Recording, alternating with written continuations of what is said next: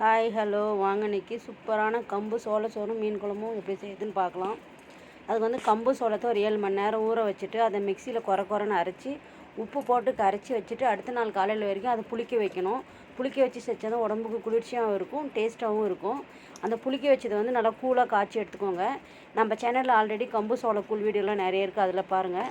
இது வந்து நல்லா கெட்டியாக நல்லா சாதம் மாதிரி பதத்தில் செஞ்சால் இது சாப்பிட்றது அப்படியே வெறுந்தால் குழம்பு போட்டும் சாப்பிட்லாம். குழம்பு போட்டு சாப்பிட இன்னும் டேஸ்ட்டாக இருக்கும். இல்லைனா அதை நல்லா கரைச்சிட்டு உப்பு போட்டு நல்லா தயிர் ஊற்றிட்டு வெங்காயம் போட்டு சாப்பிட்டாலும் ரொம்ப சூப்பராக இருக்கும். இந்த கம்பு சோளக்கூழ் வந்து செஞ்சு நீங்கள் அன்றைக்கே சாப்பிடணுன்னு இல்லை, இது ஒரு நாள் 2 நாள் வச்சு கூட சாப்பிட்லாம். நல்லா உருண்டையாக எடுத்து தண்ணியில் போட்டு வச்சு சாப்பிட்லாம், நல்லாயிருக்கும்.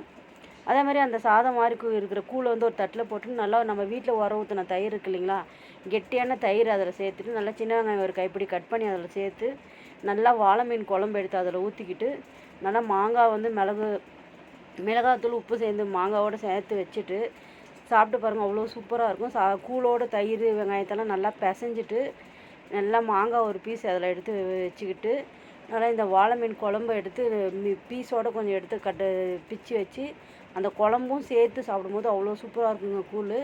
கூழ் இந்த மாதிரி நீங்கள் சாப்பிட்டு பாருங்கள், டிஃப்ரெண்ட்டாக நல்லாயிருக்கும், டேஸ்ட்டாகவும் இருக்கும். இந்த கம்பு சோள சோறுக்கு கருவாட்டு குழம்பு புளி குழம்பு சட்னியோடு சாப்பிட்டா கூட சூப்பராக இருக்கும்.